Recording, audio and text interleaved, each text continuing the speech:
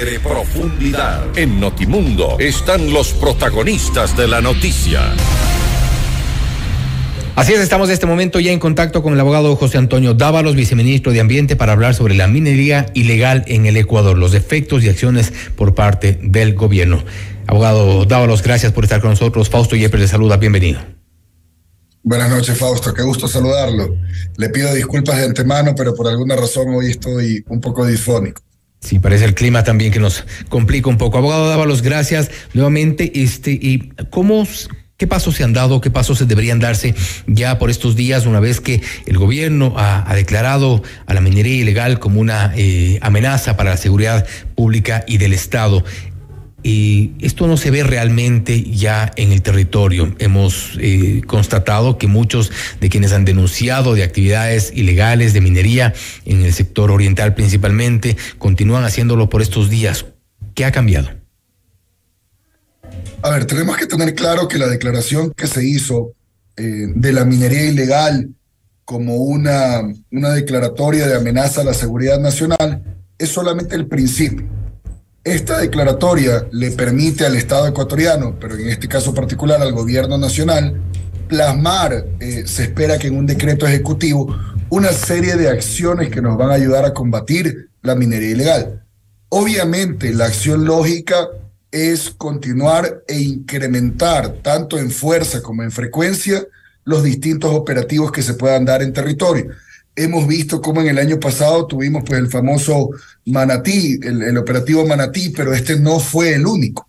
Hubieron varios otros operativos en Naranjalito, en Puzuno, y de hecho este año, ya en el mes de enero, hemos tenido 2 operativos más con auxilio de la fuerza pública, tanto en Carlos Julio Arosemena como en Naranjalito. Lo que nos va a permitir esta declaratoria es tener aún más cooperación de la fuerza pública y una mucho mejor coordinación de las distintas instituciones del Estado, entiéndase el Ministerio de Energía y Minas, la Agencia de Regulación y Control y por supuesto el MATE, que debe intervenir para poder levantar información de los daños ambientales o de la afectación que se le hace al medio ambiente para poder alimentar los procesos en fiscalía. Es todo un entramaje de cooperación entre las instituciones públicas. Cada una por su lado, pues difícilmente lograríamos algún resultado. Ahora, en esta coordinación del sector público, entenderíamos entre ministerios, fuerza pública, también seguramente intervendrán algunas autoridades locales de los sectores donde se lleva adelante este tipo de actividades ilegales, de minería ilegal. ¿Cómo lograr que una coordinación sea efectiva cuando muchas de las autoridades locales se ha denunciado, se sabe, es un secreto a voces, son parte del problema? Bueno, eso ha sido todo un reto. Ha sido todo un reto conservar la información reservada. Es muy difícil, debo ser honesto. En más de una ocasión se ha filtrado información de los operativos que se va a hacer. Obviamente estos operativos los encabeza la fuerza pública, pero por supuesto se pide apoyo a las instituciones y a veces, como usted dice, cuando se involucra ya a los representantes locales, la información se filtra. Es todo un reto, pero por ejemplo, la declaratoria de la minería como una amenaza a la seguridad nacional nos permite tomar otras medidas, por poner un ejemplo, en el ámbito de la inteligencia. Entonces va a ser mucho más difícil que alguien se arriesgue a filtrar información sabiendo que hay todo un aparataje de inteligencia, sea de la policía o del ejército, verificando que dicha información no se filtra. Ese es, por ejemplo, uno de los efectos que nosotros esperamos que se consiga con esta declaratoria. Poder tener mucho más control de quién maneja la información y pues si llegase a filtrarse, saber por dónde se filtró para que no siga ocurriendo. Ahora, aparte de las filtraciones, también sin duda hay una reacción quizá un poco lenta por parte de las autoridades, tomando en cuenta lo que ocurrió este inicio de año. En los primeros días hubo denuncias en redes sociales, habitantes, operadores turísticos de la zona en el sector del río Napo, denunciaban con imágenes, con videos, una cantidad increíble de retroexcavadoras, de maquinaria que estaba en estas actividades.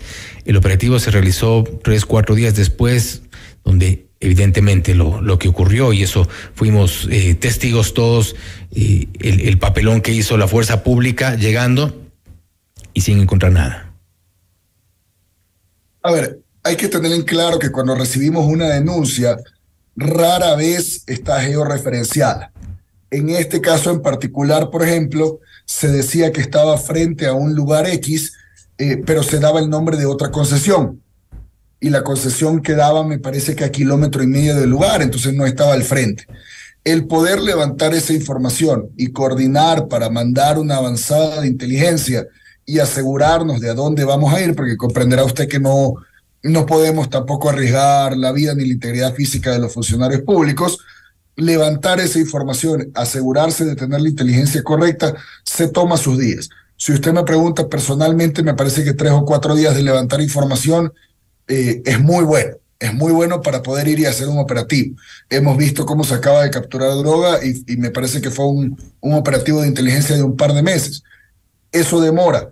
Eso toma entender por dónde están entrando, por dónde están saliendo, cuál es la ruta del material mineral cuando se retira de la zona, qué químicos están utilizando y por supuesto saber si es que hay algún otro delito conexo, es decir, si es que hay drogas, armas o lavado de activos en el lugar, solo por poner ejemplos, ¿no? Entonces, eso toma tiempo. El tema sí puede ser decepcionante llegar y no encontrar a la gente que uno quisiera capturar. Pero tenemos también que pensar en que el momento en el que fue la fuerza pública, más que un papelón, es saber que ya estamos vigilando el sitio. Entonces eso ahuyenta al minero ilegal. Es lo que pasó con Yutsupino cuando hicimos el operativo Manatí, del cual tuve la suerte de participar. La gente se había ido, pero las máquinas se capturaron. Y luego... Pero en ese caso, en este otro caso no se capturaron las máquinas. En efecto, se habían ido y después aparecieron más abajo. En este caso no, pero sí nos permite a nosotros seguirle la pista a esta gente. Lo que usted no captura allí nos permite a nosotros levantar información. Entonces, por ejemplo, de la inteligencia se puede ya conseguir las matrículas de la maquinaria y eso ya permite que la fiscalía haga una investigación correspondiente. Aunque en ese momento no se haya capturado una máquina, sí aporta elementos para una investigación y nos permite al menos ahuyentar a los mineros ilegales y que nuestros equipos, me refiero a los del Ministerio del Ambiente, Agua y Transición Ecológica, puedan entrar y hacer una caracterización de qué es lo que dejó atrás esa maquinaria. Es decir, que hubo deforestación, remoción de vegetación, si se utilizó o no se utilizó, digamos, mercurio o cianuro. Nos permite a nosotros hacer ese levantamiento que luego va a aportar a la investigación de fiscalía. Veíamos las imágenes, a ver si podemos ponerlas de nuevo mientras usted hablaba. Ahí tenemos imágenes, 1 de febrero del 2023, 11:30 de la mañana, y vemos ahí claramente las volquetas, la maquinaria, sí, que está evidentemente en una parte, en una zona que es, o al menos era, turística.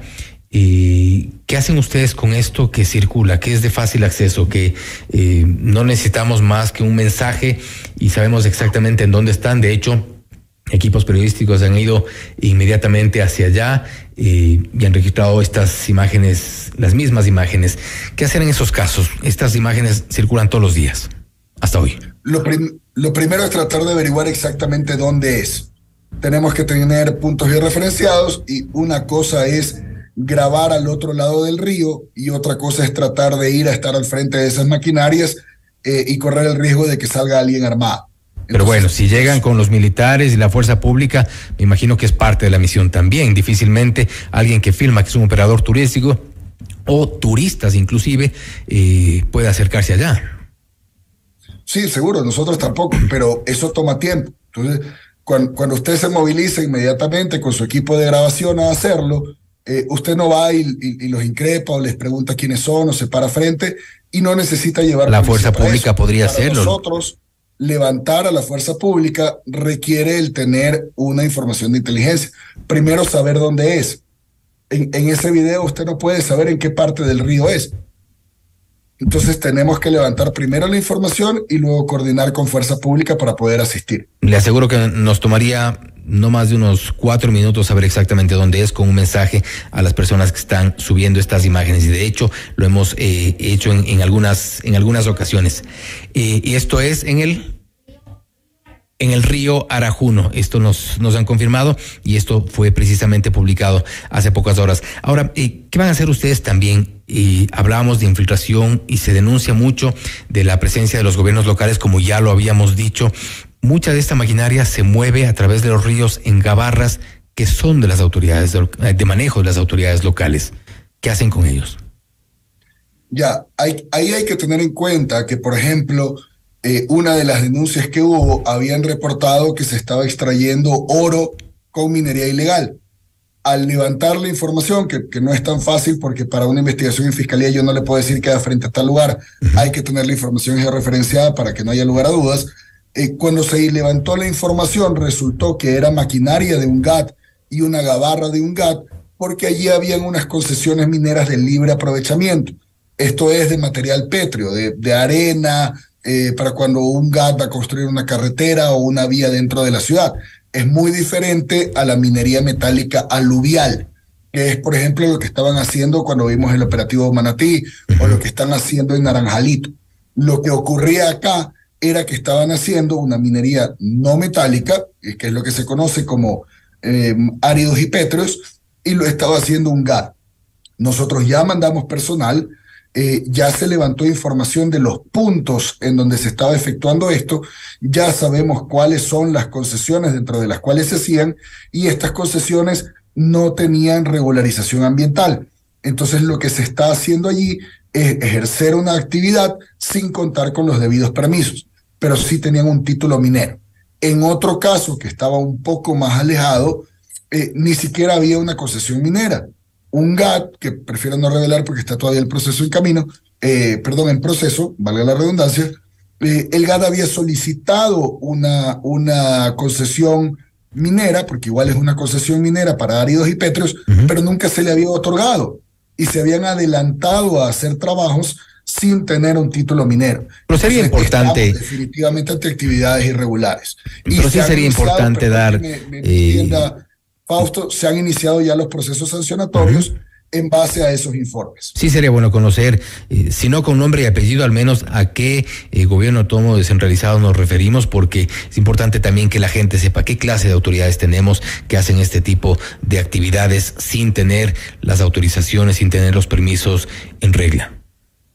Si me deja tener hecha al menos la notificación inicial, antes de poder relevar el tema, la notificación inicial dentro del proceso sancionatorio, yo lo apreciaría. Pero usted sabe que igual uno revela la información ahorita, luego el tema se torna político, y esa no es la intención. Preferemos ya tener notificado en debido proceso el inicio del sancionatorio antes de poder divulgarlo, pero encantado, ahí se convierte en información pública. Y estaremos pendientes de esa información también para hacerles una llamada, poder tener alguna entrevista con los representantes de esos gobiernos autónomos descentralizados para saber en qué están pensando cuando violan de esa manera la ley. Viceministro, una pregunta última nada más. En los próximos días, semanas, quizá podemos de alguna forma esperar algún golpe a la minería ilegal.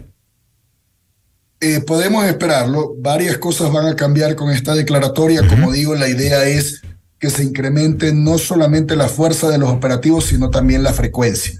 Igual, obviamente, hay limitantes a veces de los sectores en donde existe, están plenamente identificados como zonas de minería ilegal. Hay 4 o 5 que son realmente preocupantes para el Estado ecuatoriano, y la idea es empezar por ahí, ¿no? Yo estoy seguro de que en las próximas semanas vamos a empezar a ver los resultados en cuanto ya podamos convertir esta declaratoria de amenaza a la seguridad nacional en algo que realmente los impacte. Que sea algo que impacte y que sea algo que tenga efectos y consecuencias sobre todo. Viceministro, gracias por haber estado con nosotros. Un placer, Fausto. Nuevamente le pido disculpas por la voz, pero no quería fallarle. No se preocupe, estamos bien. Gracias. Hemos escuchado perfectamente. Ha sido el abogado José Antonio Dávalos, viceministro de Ambiente, hablando sobre la minería ilegal en el Ecuador, efectos y acciones desde el gobierno. Anuncia que podrían darse algún tipo de golpe importante a la minería ilegal en nuestro país en los próximos días o semanas. Esperemos que así sea, que este tipo de actividades paren ya en nuestro país, principalmente en las zonas protegidas. Esto es Notimundo Estelar, siempre bien informados.